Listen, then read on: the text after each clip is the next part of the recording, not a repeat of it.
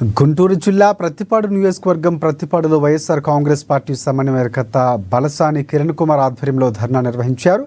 ప్రభుత్వ మెడికల్ కాలేజీల ప్రైవేటీకరణకు వ్యతిరేకంగా కోటి సంతకాల సేకరణ చేసి వినతిపత్రాన్ని మండల తహసీల్దార్ కార్యాలయంలో వినతిపత్రం అందజేశారు. ప్రత్తిపాడు నియోజకవర్గంలోని 5 మండలాల నుంచి వైఎస్ఆర్సీపీ నాయకులు, కార్యకర్తలు బహుసంఖ్యలో పాల్గొన్నారు.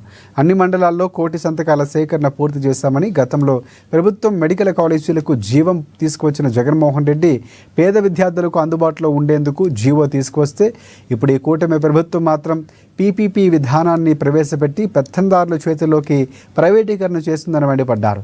కూటమి సర్కారు నిర్ణయాన్ని వ్యతిరేకించి కోటి సంతకాల సేకరణ చేపట్టామని ఆయన తెలిపారు.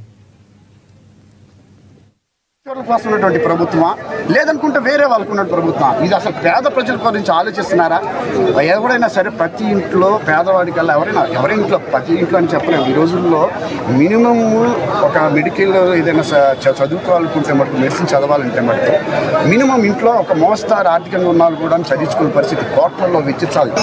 అన్ని వర్గాల్లో ఉన్నటువంటి పేద ప్రజలు ఎవరైతే ఉన్నారో వాళ్ళందరికీ కూడా వైద్య విద్యను అభ్యసించడానికి చేసినటువంటి యొక్క ఏదైతే చేశారో జగన్మోహన్ రెడ్డి గారు, అది అందనీకోకుండా ఈరోజు కూటమి ప్రభుత్వం కుట్ర పడుతుంది. కాబట్టి ఈ కుట్రని తిప్పిపట్టడం కోసం ఈరోజు ఈ యొక్క భారీగా నిరసన తెలపడానికి ఇక్కడికి వచ్చాము.